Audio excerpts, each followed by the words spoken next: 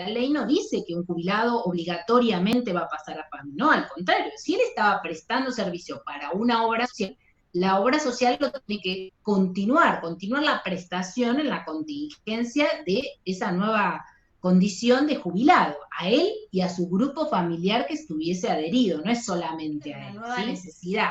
Si bien uno sabe que el sistema jubilatorio es no sustentable, no, en este momento está en crisis realmente, por eso se limitan tanto el otorgamiento de beneficios y todo, va a responderse una nueva necesidad y va a imponer este aislamiento, este COVID, que parece que vino para quedarse por mucho tiempo. ¿Por qué? Porque la gente, con la moratoria que queda vigente, que solamente ante ANSES pueden presentarse las mujeres con aportes y hombres de 60 años que no pueden, por su condición de que no tienen la edad, que son personas de riesgo y que tampoco pueden adherirse a la moratoria, van a quedar muchas personas realmente vulnerables, porque son el grupo de vulnerables, sin una cobertura a la persona, ¿no? Pero bueno, no puede tener dos jubilaciones, como mucha gente dice, yo tengo dos jubilaciones. Claro. Ha pasado.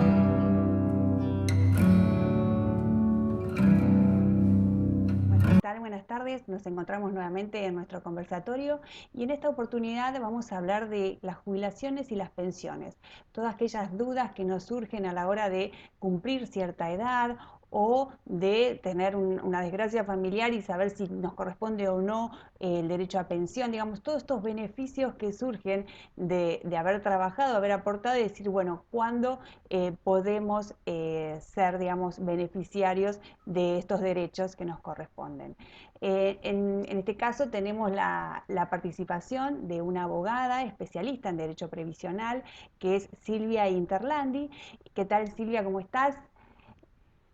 Hola Natalia, ¿cómo estás? Un gusto que me hayan convocado para esta entrevista y para participar de este foro que tiene tantas personas suscriptas. Bueno, muchas gracias, es un placer que estés acá. Y bueno, la idea era justamente esto, ¿no? Que estábamos comentando, de tener, digamos, a la mano todas estas preguntas que nos surgen en determinado tiempo, cuando ya trabajamos una cierta cantidad de años, saber cuándo en realidad tenemos derechos, si somos hombres, si somos mujeres, qué cantidad de años tenemos que tener aportados, cuáles son las características que se dan para efectivamente a ser beneficiarios de estos derechos. Así que si querés, arrancamos un poquito con esto, ¿no? Los requisitos para, en principio vamos a hablar de jubilaciones y después de pensiones. Así que si querés, arrancamos con jubilaciones y cuáles son los requisitos para que una persona pueda acceder al beneficio de una jubilación. Bueno, mira, desde el año 94 que está la ley, es una ley que nos rige, que es la 24241, esa establece tres requisitos para jubilarse. El primer requisito es que el hombre debería tener 65 años de edad y la mujer 60 años. La cantidad de años de aporte en este momento son 30 años de aporte, es decir, la persona se le van a computar desde sus 18 años hasta el momento que cese, que va a tener que tener esa edad requerida para poder jubilarse, 30 años de aporte. No tienen que ser todos seguidos ni continuos, pueden ser alternados, pero bueno, 30 años de aporte es lo que se necesita. Y bueno, esos son los tres requisitos que tenés que tener para poder jubilarte. En ese caso te digo tres requisitos porque es la edad de 65 en el hombre y 60 años la mujer. Bien, ¿y qué Eso es pasa en si no tengo principio. los aportes? Que en realidad hay mucha gente que no alcanza a tener estos 30 años de aporte. Bueno, desde el 2004 en adelante se han establecido muchas moratorias previsionales, justamente teniendo en cuenta de que a la gente, a pesar de haber trabajado, no se le efectuaban realmente los aportes, sea por momentos de hiperinflación o por momentos de crisis económica. Entonces, en el 2004 acoge esta situación el Estado y saca una moratoria que es para regularizar deudas. En ese momento la ley no exigía que vos tuvieras que tener inscripciones autónomas, entonces es un régimen de regularización voluntaria. Ese régimen permitió a jubilarse a muchas personas que hoy denominan el caso como yo quiero jubilarme como ama de casa. En realidad ama o amo de casa porque ambos, el hombre como la mujer, podían adherirse voluntariamente a esta moratoria y completar los años de servicios que le faltaran. Es decir, en ese momento cuando sale, tanto al hombre como a la mujer, aún no teniendo ningún aporte, podían regularizar los 30 años en moratoria, porque esa fue una moratoria que empezó a alcanzar a las personas que nacieron en el 47, entonces les permitía hasta el 9 del 93 regularizar casi todo el periodo a través de una moratoria y podían jubilarse. Por eso te dice, ay, pero yo no tenía aportes y pude jubilarme. Pero bueno, esta moratoria corta, es decir, permite regularizar esos periodos faltantes hasta el 9 del 93. Entonces, a medida que iba aumentando la edad de la gente, cada vez se iba haciendo más, ibas a poder computar menos años de aportes. Entonces, llegó el momento que en el año 50, los que nacieron en las mujeres específicamente del 55, que son las mujeres que en realidad en muchos casos te encontrás, que responde a una realidad argentina, de la sociedad argentina, que muchas mujeres empezaban a trabajar al principio de su vida laboral, sus 18 años, después se casaban, tenían hijos y ahí dejaban de trabajar y no había más aportes. Entonces, esto respondía muchas veces, esta moratoria fue como las moratorias de las amas de casa, porque fueron casi las mujeres que eligieron cuidar a sus hijos o tener otra vida laboral, porque también es trabajo, pero bueno, es no remunerado, no aportante. Entonces, bueno,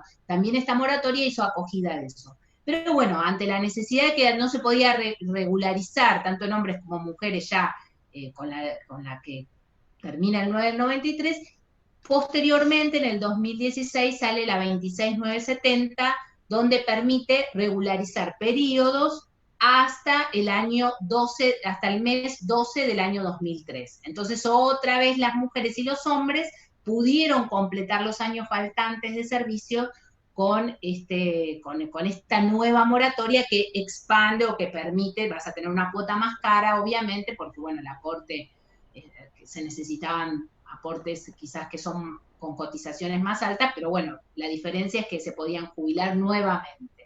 Pero bueno, actualmente esa moratoria no permite que los hombres se adhieran por un decreto que sacaron en el 2018, ni siquiera un decreto, es una circular de ANSES, que bueno, las circulares funcionan como una palabra santa, y bueno, y impide a los hombres poder acogerse, poder adherirse. Entonces es una moratoria que actualmente solamente le sirve a las mujeres, y a las mujeres que realmente hayan tenido aportes después del 2003. Entonces hoy estamos ante una nueva problemática. Es decir, el COVID inserta una nueva problemática y una nueva necesidad.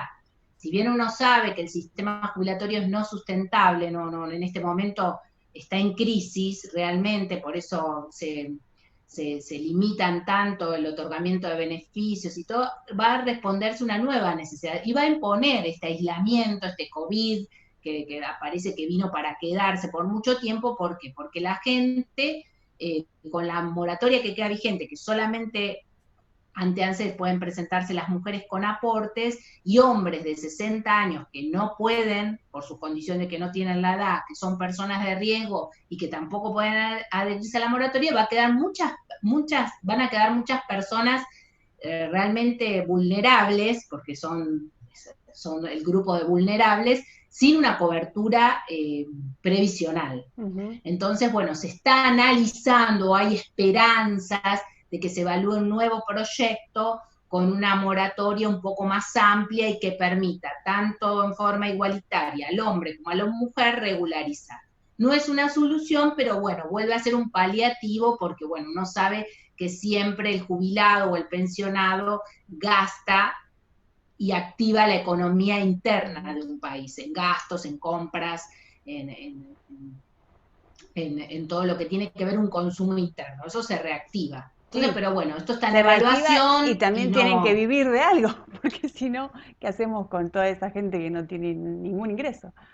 Están complicados. Exactamente, exactamente. Aparte también tenemos que evaluar que las personas de 60 años, de un momento para otro, al ser personas de riesgo, no van a poder reinsertarse laboralmente, no van a poder reinsertarse. Entonces quedarán quizás adheridos como un monotributo, pero bueno, también un monotributo no es que uno va a pagar, necesita un reempadronamiento semestralmente, necesita una recategorización, necesita un pago que si bien el aporte que se hace es 1.500 pesos a lo previsional, la categoría más chica son 2.900 pesos, entonces tiene que tener eso, y se tiene que dar de alta en ingresos brutos, y tiene que saber facturar, porque uno en realidad al adherirse al monotributo está diciendo que está haciendo una actividad económica. Entonces, como esa actividad económica conlleva a no solamente a tener que pagar impuestos, pagar aportes de la seguridad social, sino además tener que pagar la contribución a la provincia a la cual está adherido. Entonces, bueno, no siempre tienen 4.000 pesos, que es más o menos lo que tendría por mes para poder llegar hasta los 65 años, literalmente en el caso del hombre, que es el que más limitado está en este momento, ¿no? Sí, aparte si tienen que pagar 5 y después terminan ganando, no sé, 10 más, porque ¿cuánto cobra un No, jubilado? bueno, mira, Como... la verdad que lo que gana un jubilado en este momento es 18.128 pesos. Eso es lo que gana un jubilado, un pensionado, y bueno, a eso se le cuenta la obra social, que es el 3%. Siempre y casi el 50% del universo tiene descuento de cuota de moratoria, que va entre los 200 pesos a los 1.000 pesos o 1.200 pesos. Es decir, tiene muy disgregado, pero no sé cómo hacen, pero todos lo necesitan. Sí. ¿Por qué? Porque tienen es decir, uno puede renegar de lo que es PAMI, pero es una cobertura médica que de alguna manera, si uno puede hacer la gestión, tiene un buen plan de cobertura para la persona que no tiene otro ingreso o que su ingreso es el mínimo. Es decir, llegan a cubrir 5 medicamentos, que muchas veces ocurre de que, por ejemplo, por efecto de la reparación histórica de que el Estado le ofreció un X cantidad de dinero y que pasó un poco la mínima, han perdido el beneficio capaz de esa cobertura médica, ¿no?, de PAMI, y realmente dice, ¿para qué acepté esta reparación o este agregado en mi haber jubilatorio y perdí la cobertura de ese remedio que era 3 veces más o era carísimo y me lo cubría el 100%? La diferencia, claro. La diferencia. Entonces, bueno, la verdad que, bueno, cubre la contingencia de la vejez.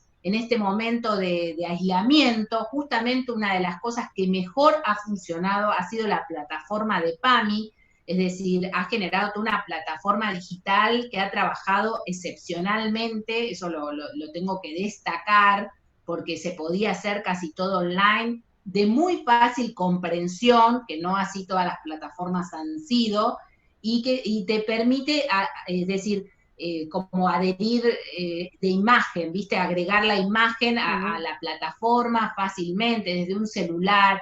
Realmente es algo para destacar cómo ha funcionado PAMI en todo este tiempo, ¿no? Bien, para avanzar un poquito con la idea de esto de los requisitos, ¿y qué pasa si la persona no cumple, digamos, con la edad? O sea, y tiene una cantidad de aportes, pero no cumple con o sea, tiene los 30 años, pero no la edad jubilatoria. Bueno, en este momento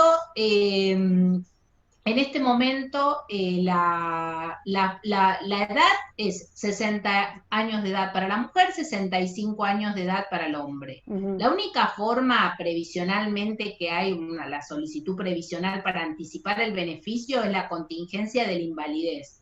La persona que se invalida tiene que tener una condición invalidante del 66%, sea psíquica o física, de su capacidad laborativa, que la evalúa una comisión médica. Es en este momento la única prestación previsional de un activo que permite poder pasar a la pasividad con un beneficio previsional. Si no, bueno, la contingencia de la muerte, que eso va a dar derecho a la pensión. Pero bueno, es el único beneficio anticipado. La persona, tanto el hombre como la mujer, no tienen que tener 65 años de edad para obtener el beneficio. Y la otra opción que hay es que hayan realizado tareas de carácter diferenciales o privilegiadas. Es decir, una persona que trabajó en la construcción tiene un régimen de 55 años, 25 años de edad, de servicios. Entonces, es decir, capaz no trabajó los 25 años en la construcción y no los tiene acreditados, pero los pocos que tengan le van a servir para hacer un prorrateo y poder jubilarse antes. Hay una fórmula que permite que esos servicios se computen de una manera especial. Y lo mismo el docente, o el transporte de carga, o o la persona que trabajó como chofer de colectivo, chofer de media, larga distancia, o el aeronavegante. Es decir, hay un montón de regímenes que se supone que son, o tienen una exigencia o un envejecimiento prematuro, y bueno, por eso permite antelar. Y son regímenes especiales que, bueno, siempre y cuando estén acreditados esos servicios, se hace el prorrateo y, bueno, te podés jubilar antes de la edad requerida por este artículo de 19 de la 24241, que es 60 las mujeres y 65 los hombres. Buenísimo. Ahora, y una misma persona aportó a 2 cajas, ¿puede jubilarse, o sea, puede tener 2 jubilaciones? Es una pregunta que es recurrente, ¿no? O sea, ¿puede tener más de una jubilación una persona? No, puede tener hasta 3 beneficios, pero esos beneficios no pueden ser 2 jubilaciones. Es decir, puede tener 3 pensiones, puede tener 2 pensiones y su jubilación, hasta 3 beneficios puede tener, ¿sí? Lo que sí puede tener son lo que se llaman los retiros. Puede sumar un retiro de policía, un retiro de Fuerzas Armadas, un retiro militar del ejército. Eso sí puede tener, porque no tiene, es decir, no tiene ese componente previsional. Puede cobrar el retiro, puede cobrar su jubilación, ¿por qué? Porque puede ser que un policía haya aportado como almacenero, como autónomo, claro. Entonces se jubiló, se retiró como policía y eso sí puede, pero lo que no puede tener es, yo tengo mi jubilación de provincia y de nación, no. Es decir, desde el año 94 existe lo que se llama solidaridad previsional, y solamente te jubilás, tenés un solo beneficio. Vos podés aportar como empleado de un hospital municipal de la provincia de Buenos Aires, y como en un hospital ser también enfermero de un hospital nacional. No quiere decir que vas a tener tu jubilación por provincia y tu jubilación por nación. Donde más aportes tengas es quien te va a pagar a vos la jubilación, pero vas a tener que llevar los aportes que tengas de provincia y los aportes que tengas de nación, y esos dos juntarlos y haces un solo beneficio. Es decir, cada caja tiene su ley diferente, no son la misma, entonces hay que jugar un poco a ver qué caja conviene. Depende de la edad, las ganas de seguir adelante y todo que tenga la persona, ¿no? Pero bueno, no puede tener 2 jubilaciones, como mucha gente dice, yo tengo 2 jubilaciones. Claro. Ha pasado de que en el año 94, cuando todo esto se hizo, quedaron algunos resabios de gente que tramitó su jubilación y su pensión, ¿no? O su jubilación en nación, y nunca informó que tenía su otra jubilación en provincia. Y bueno, pasó que después de mucho tiempo la provincia toma nota de esta situación y bueno, inicia ejecuciones fiscales y bueno, y embarga, inhibe a las personas, así que bueno, siempre está prohibido, no claro. se puede. Bien. Ahora vamos al caso que con la pandemia ha pasado, digo, mucha gente ha recibido la intimación de empleadores a que se tiene que jubilar porque cumplió la edad jubilatoria. ¿Qué tiene que hacer una persona para continuar trabajando, si lo desea?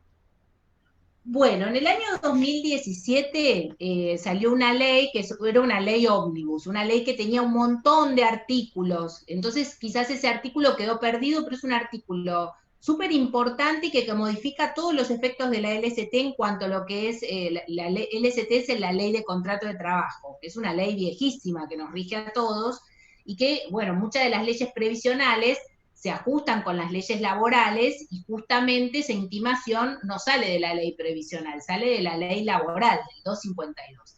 Pero bueno, hay un artículo 7 de la 27426 que sale en diciembre del 2017, donde dice de que el trabajador puede optar por seguir trabajando hasta los 70 años, y le da beneficios al empleador respecto de la baja de aportes patronales y todo eso. Entonces, eso trae una modificación a la edad jubilatoria, porque ya, si el trabajador quiere, puede seguir trabajando hasta los 70 años, el trabajador o trabajadora, es decir, la mujer puede trabajar 10 años más y en el caso del hombre puede trabajar 5 años más.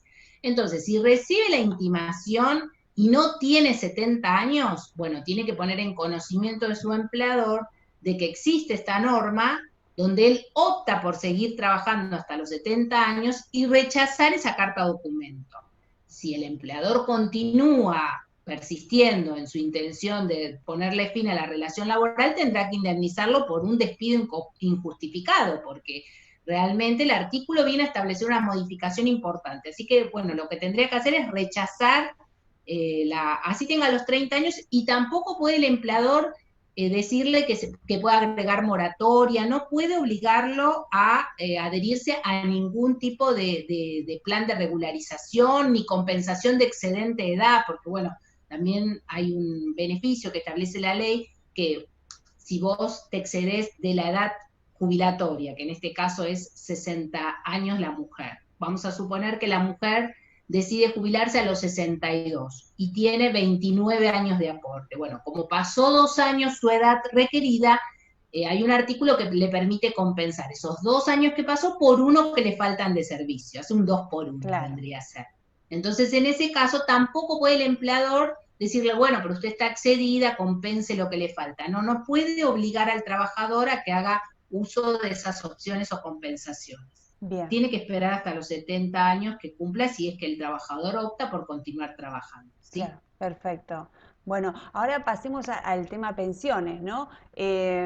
Digamos, desgraciadamente una persona que fallece está trabajando, ¿quiénes pueden reclamar el derecho a pensión? ¿Cómo es el trámite? Digamos, todo lo que hace a esto me parece interesante, sobre todo en esta época que desgraciadamente, como hablábamos antes, ¿no? Antes, sin estar en el video, que me decías, ¿no? Que hay mucha demanda de gente que necesita las pensiones porque quien era el que tenía los recursos familiares más importantes ha fallecido. El Entonces, sostén bueno, de familia. el sostén de Sí, familia. Ujú. lamentablemente hoy cuando la mayoría de los jubilados y pensionados son de 18.128 pesos actualmente, ¿no? Ujú. Digamos, en junio o en la pandemia han sido de mucho menos, 16.000 pesos, arrancamos de 14.000 pesos, y entonces imagínate que generalmente el grupo familiar se sostenía con los beneficios de ambas personas. Claro. Al fallecer uno, realmente se ha visto muy afectado el sustento diario, porque ¿cómo Ujú. haces para pagar tus facturas que los vencimientos no se difirieron para nada? Ujú. Bueno, en principio, bueno, respondiendo a tu pregunta, las pensiones, ¿quiénes tienen derecho a pensión? Bueno, Ujú. quienes tienen derecho a pensión son el cónyuge o el conviviente, puede ser del mismo sexo, obviamente, eh, por la ley de Ujú. matrimonio igualitario, eh, los hijos menores de 18 años y un hijo incapaz cuya incapacidad esté comprobada que ya la tenía en el momento que vivía con el fallecido, con el causante. No Ujú. puede ser posterior, Claro. tiene que tenerla sobreviniente a ese momento. Esas son las personas que tienen derecho a pensión. Ujú. Eh, Digamos, ¿qué tendría que haber hecho Bueno, en el este caso trabajador? la Ujú. pensión, tenemos dos tipos de pensiones. Ujú. Tenemos la pensión derivada, es la pensión derivada de un beneficio, es decir, el beneficiario ya era jubilado de jubilación, es decir, tiene que tener un beneficio de jubilación. Ujú. Porque también tenemos un beneficio que también fue creado por la 27260, que es la pensión del adulto mayor. La pensión del adulto mayor es que ahí los hombres pueden incorporarse, ¿no? Que no lleguen a los aportes, como no tienen una moratoria válida que puedan regularizar sus aportes, pueden tener lo que es una pensión no contributiva, que la denominaron pensión de adulto mayor, que es el 80% del haber que cobra un jubilado en el mensual que se está liquidando, ¿sí? Entonces, si ahora 18.128 pesos es el haber mensual de alta mínima, bueno, es el 80% de eso la pensión. Pero ¿qué pasa? Eso es un beneficio personalísimo. Es decir, si la persona fallece no da derecho de pensión. Entonces va a haber muchas personas que aún teniendo los aportes, pues esto ha sido un recurso de los hombres ante la desesperación, de que no pueden incorporarse una moratoria, necesitan un beneficio, necesitan una cobertura médica, toman PAMI, pero después fallecen y no da derecho a pensión la PUA. Hay que tratar de transformar el beneficio en una jubilación o en lo que sería un beneficio de jubilación y después ese beneficio transformarlo en pensión. pero cuando la viuda avanza, le dicen, no, pero él cobraba una PUAN, no tiene derecho a beneficio. Bueno, yo lo que les recomiendo a las personas es que investiguen la historia laboral, porque muchos hombres que han recurrido a la PUAN lo han hecho por la desesperación de tener una prestación previsional, aunque sea lo más básico, dejando de lado porque capaz tenían 25 años de aportes. Claro. Entonces, con esos 25 años de aportes, judicialmente hay muchos fallos que permiten otorgar el beneficio, que no es directo, no es directo, pero hay posibilidades de obtener un beneficio.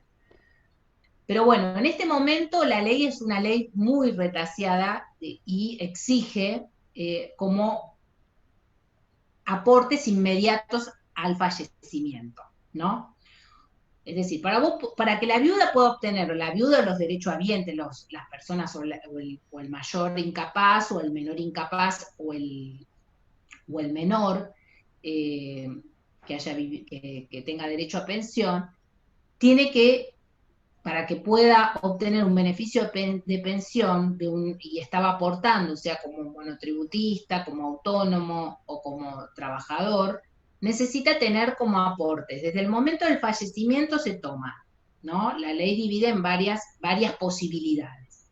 Vos tomás el fallecimiento y desde el fallecimiento tenés que retrotraerte 36 meses antes. En esos 36 meses, si el trabajador o el aportante, sea monotributo autónomo, aportó 30 meses dentro del mes calendario, es decir, el empleador tendría que haber hecho el aporte de noviembre en noviembre, o el monotributista y autónomo tendría que haber pagado, aunque sea tarde, pero en el mes de noviembre, eso se le toma como aporte. Bueno, ese aporte, sea de relación de dependencia, o sea, autónomo o monotributista, tiene que ser dentro de los 36 meses 30. Si no llega a esa opción, se le da otra opción, que es de esos 36 meses, 18 meses anteriores al fallecimiento.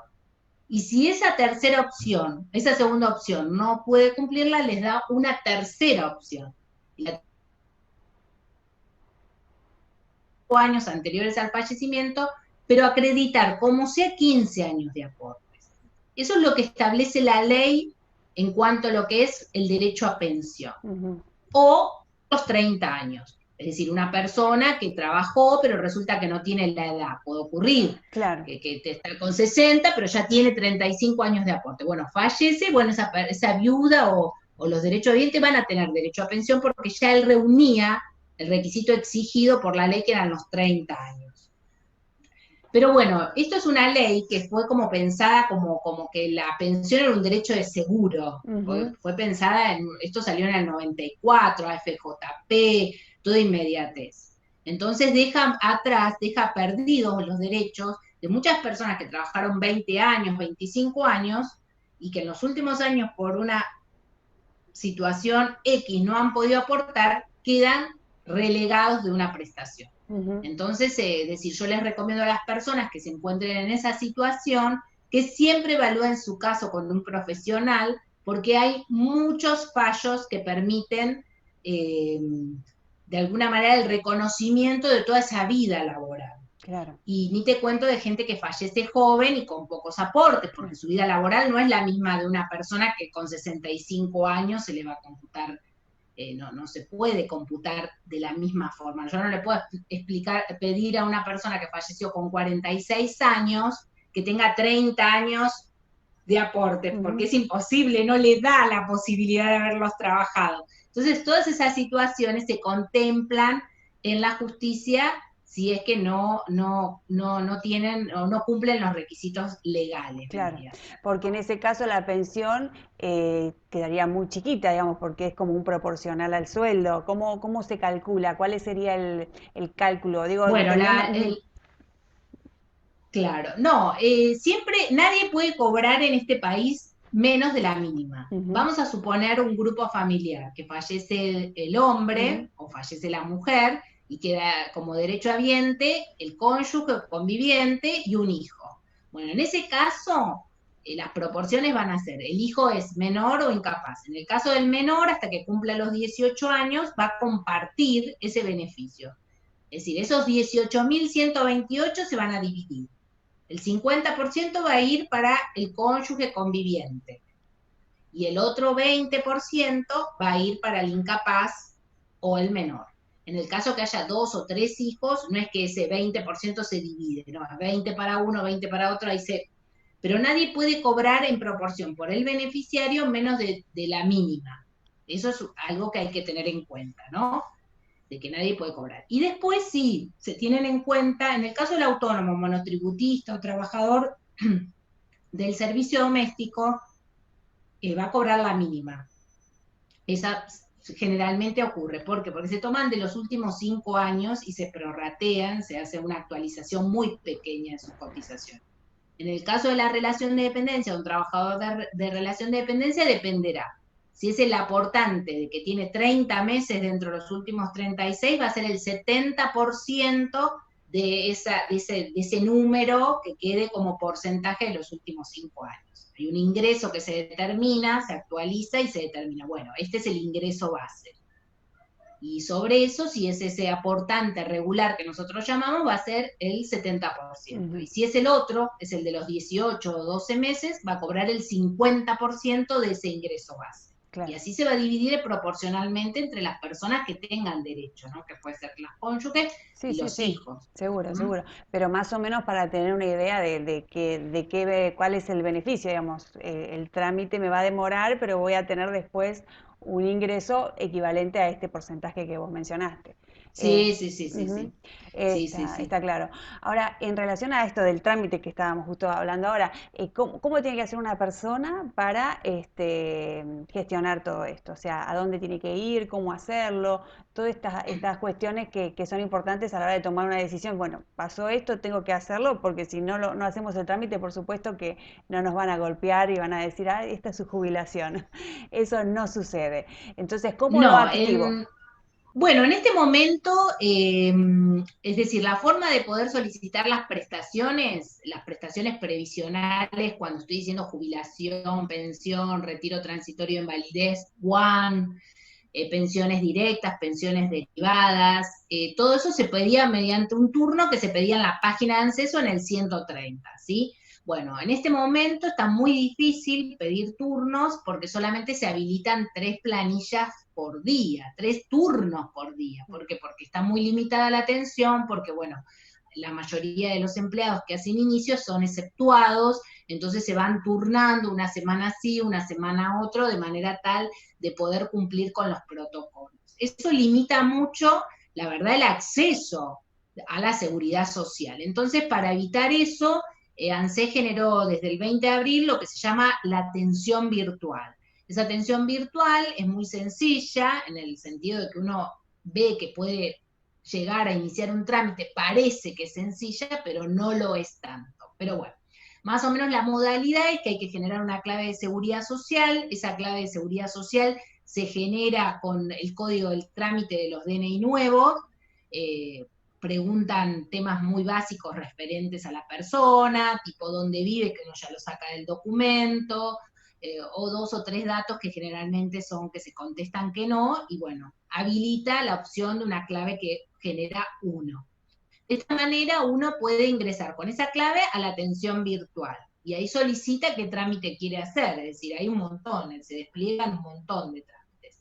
En asesoramiento y consulta es donde se despliegan las opciones de prestaciones previsionales.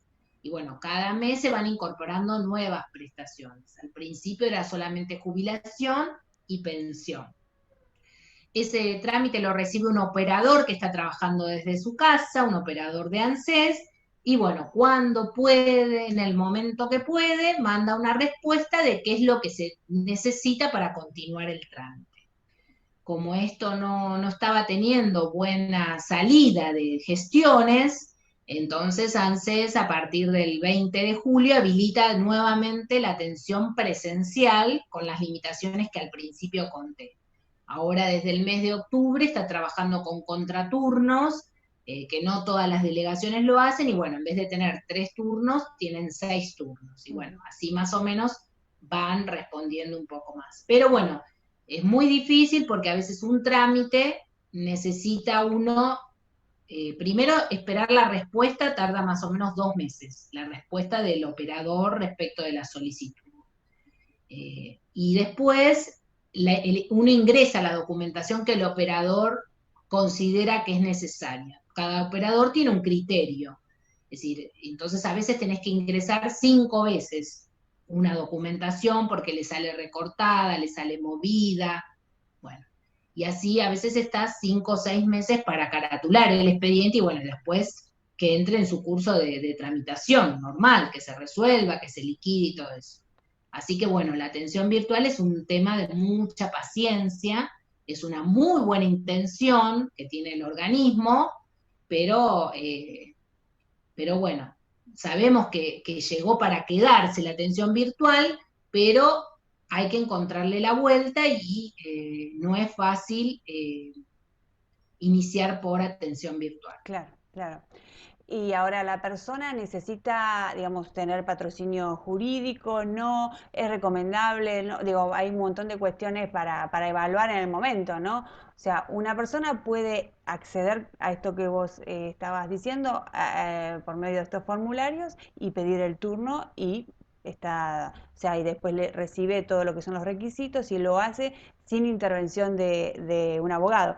Pero si hay todas estas cuestiones que vos me mencionabas antes de sumar años, restar, poner, sí, digo, es muy beneficioso que ya el trámite ingrese con todo esto que vos venías diciendo, ¿no es cierto? Sí, uno siempre tiene que, es decir, el abogado previsionalista Ujú. siempre analiza el caso para tratar de obtener el mejor beneficio o el mejor haber de la persona.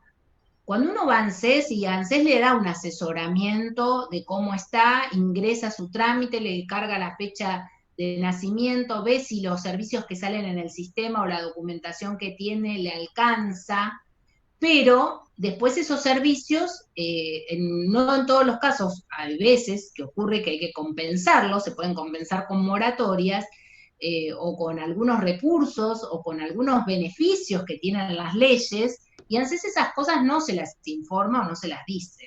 En este momento, por ejemplo, estamos con las trabajadoras del servicio doméstico. El trabajador del servicio doméstico es uno de los trámites más engorrosos que tiene en este momento como prestación previsional, porque hay que presentar un montón de documentación, testigos, formularios de declaraciones juradas del empleador, del trabajador, de todos los dadores que figuran registrados. Entonces, son expedientes que realmente necesitan una formación, ¿no? ¿Por qué? Porque son expedientes que generalmente el organismo, cuando detecta que lo inicia el titular solamente, siempre le va a faltar 5 para el peso, como Ujú. digamos, y lo va a terminar denegando. Entonces hay, o lo mismo pasa con los servicios diferenciales. ANSES nunca quiere tomar el servicio diferencial, pero uno juntando pruebas de la actividad laboral de la persona puede realmente permitirle al trabajador, por ejemplo, tener un beneficio antes. Claro, Entonces, bueno, siempre es mejor hacer una consulta o claro. para optimizar su haber. ¿Por qué? Porque, es decir, hay veces que conviene, si la persona tiene muchos aportes y los últimos años fueron porque fue taxista, capaz conviene renunciar a todos esos periodos taxistas y realzar que fue, qué sé yo, gerente de una empresa, porque le va a convenir el haber. Es decir, todas esas cosas, el empleado de ANSES no se las va a tomar en cuenta.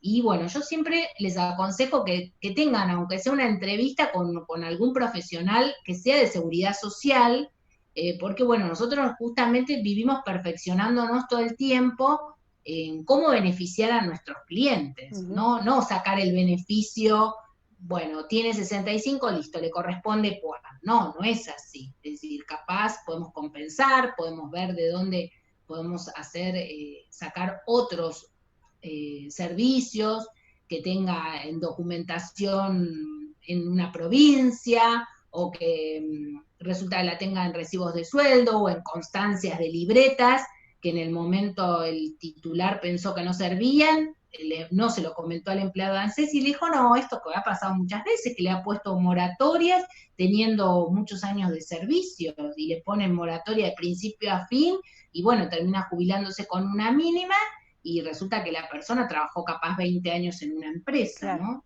sí, sí, eso sucede. Bueno, después también lo puedes hacer al inicio o después hacer un juicio, ¿no? Por reajuste y todo esto, que es importante también saberlo, que si tienen la mínima, después pueden también acudir a un abogado para hacer juicio Claro, es decir, ujú, siempre que exista la duda, es decir, ujú, no la persona que se jubila todo con moratoria, es decir, la persona que se jubila con una moratoria íntegramente, un autónomo monotributo de categoría baja, no va a tener derecho a su aporte, a un reajuste de ujú. haberes.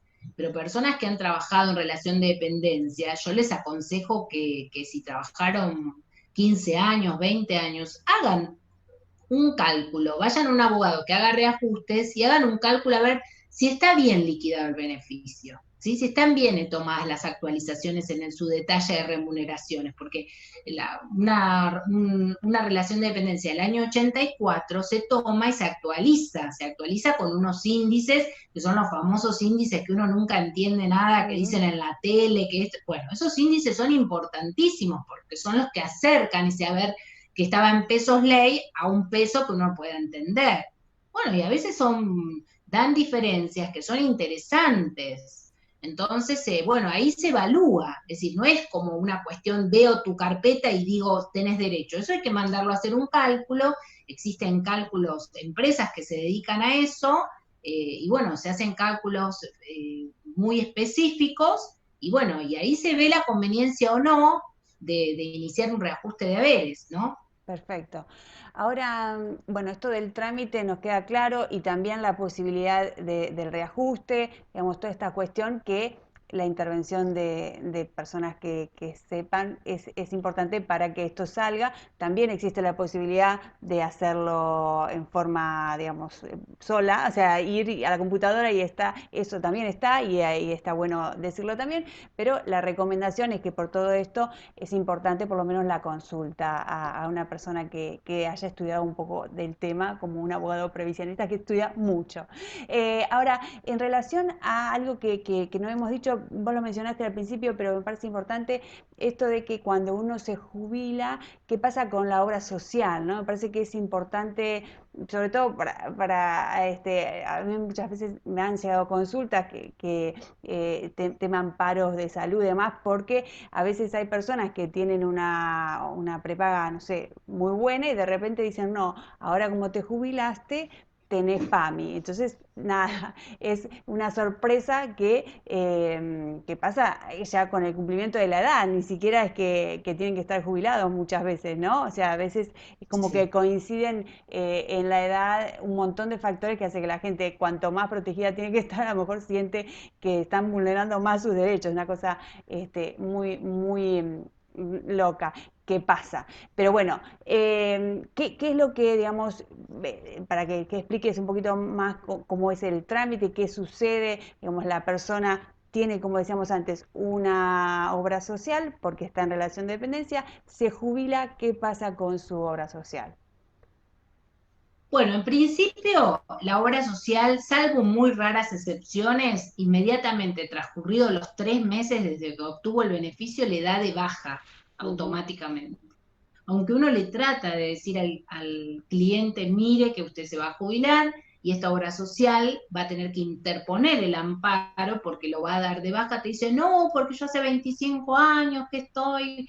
Bueno, cuando van con un formulario, que es el 5.5, que es un formulario donde la obra social debe firmarle que lo acepta como beneficiario pasivo, porque ya tiene su número de beneficios a ese titular, no se lo firma y lo da de baja. Entonces ahí la persona automáticamente queda con PAMI. Entonces ahí como remedio le queda hacer un amparo, porque en realidad la ley no dice que un jubilado obligatoriamente va a pasar a PAMI, no, al contrario, si él estaba prestando servicio para una obra social, la obra social lo tiene que continuar la prestación en la contingencia de esa nueva condición de jubilado, a él y a su grupo familiar que estuviese adherido, no es solamente a él, ¿sí? Bueno, son amparos que, bueno, realmente hay que intimar a la obra social y, bueno, se ganan, lamentablemente es feo que no se cumpla la ley, porque ujú, la ley es bien clara respecto de eso. Cuando se crea PAMI no se dice, bueno, los jubilados todos van a pertenecer ujú. a PAMI, no, la ley es clara. Justamente en el primer despacho así sale el amparo, ¿no? Que se cumpla y que se le otorga la cobertura pero bueno, así no lo hacen, no lo hacen. Son muy pocas las obras sociales que admiten pasivos y cada vez es más, cada vez son menos. Por ejemplo, antes OSECAC directamente vos le llevabas, que vos ya tenías 5 años de afiliación. Si vos sos empleado de comercio no tiene tanto problema, pero el problema viene cuando deriva un pasivo que era monotributista. Claro. Hoy está dando muchas vueltas para adherirlo, y bueno, y lamentablemente era una obra social que respondía muy bien en cuanto a que era el reempadronamiento del pasivo, ahora hay que interponer amparos. Y bueno, y la verdad que OSDE, Swiss Medical, Galeno, todas esas no admiten pasivos, así que hay que, y si uno sabe que va a iniciar el trámite jubilatorio y tiene un tratamiento médico, se inicia como una medida de no innovar, antes de iniciar el trámite jubilatorio. Ya te anticipas para que no te interrumpan el tratamiento. Claro. ¿Sí? Bueno, eso que tiene acogida favorable. Y después, bueno, se inicia el amparo como medida cautelar a los efectos de que, bueno, continúen y que a la persona no le aumenten el descuento, porque lo que hacen muchas veces las obras sociales, no solamente cuando hablo de obras sociales estoy hablando como OSDE, ¿no? O como Galeno, Unión Personal, que es justamente de los empleados civiles y de personal civil de la nación, es decir, todos los que trabajan en Cámara de Diputados, todos los empleados de ANSES, propiamente dichos, ¿no? Directamente les ofrecen la cobertura de adherente, como si fuera que les están ofreciendo un montón.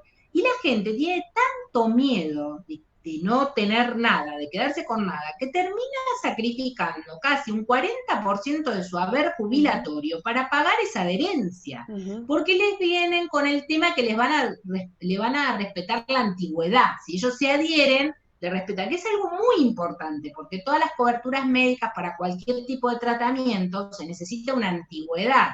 Entonces vienen con esa situación de que les van a respetar la antigüedad y ellos se adhieren. Pero hoy hay que tener en cuenta que están sacrificando entre un 30-40% de su haber, que es muchísimo. Entonces, bueno, yo a todas esas personas les digo que primero antes de jubilarse, si tienen una buena prestación médica, se asesoren con un abogado. ¿Por qué? Porque antes de jubilarse, si tienen un tratamiento prolongado, se puede ver afectado, pueden pasar momentos, entonces se puede uno anticipar a que puede iniciar su trámite y iniciar paralelamente estos amparos contra esa compañía para que no le suspendan la prestación médica, ¿sí? Para que continúen en su condición de pasivo, justamente. A mí me ha pasado ahora, es un caso, falleció la señora después de un año, pero bueno, me pasó que yo jubilé a la señora, tenía en Galeno, cuando uno jubila a la persona tiene PAMI, pero su esposo tenía Galeno, ¿no? Bueno, entonces se hace en la superintendencia lo que llamamos una unificación de aportes. Entonces ella, en vez de quedarse con PAMI, pasa a la obra social del marido, se presentó todo, se unificó. Después ella le agarró una CB que quedó muy mal, ella nunca más pudo comprender nada, quedó postrada. Justamente en el interín que hicimos todo ese trámite, el esposo inicia su trámite jubilatorio y justamente él en este momento, es decir, todo este año que duró toda la cobertura médica que le daba Galeno, él estuvo con su beneficio suspendido, porque él no quería perder la cobertura médica que le permitía tener el tratamiento de rehabilitación en la clínica que tenía con Galeno. Entonces, se dan situaciones de muchísima fragilidad realmente, ¿no? El señor con todas las condiciones, con 40 años de aporte, no poder disfrutar de su jubilación por miedo a perder la cobertura en el tratamiento médico de su esposa. Entonces, bueno, la esposa, ahora falleció y ahora va a tratar de rehabilitar su beneficio. Pero bueno, son situaciones de mucha injusticia cuando la ley es muy clara al respecto, muy clara. Perfecto, y muy importante esto, ¿no?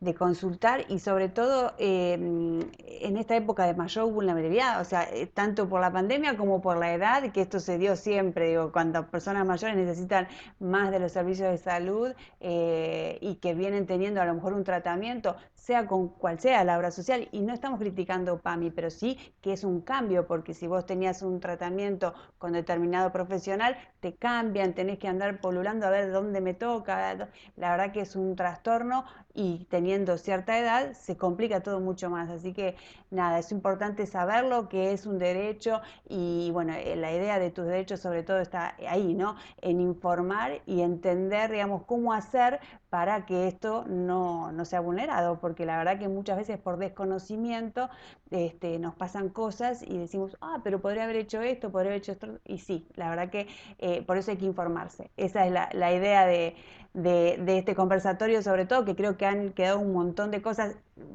vistas y sin ver, ¿no? Porque esto es muy largo, pero si querés, vamos como redondeando, no sé si te quedó alguna cuestión por decir, pero me parece que básicamente estamos en lo que habíamos planificado como para hacer un punteo, ¿no? De lo principal y de estas preguntas frecuentes que surgen a la hora de llegar a una cierta edad y decir, bueno, ¿qué hago? ¿Cómo hago?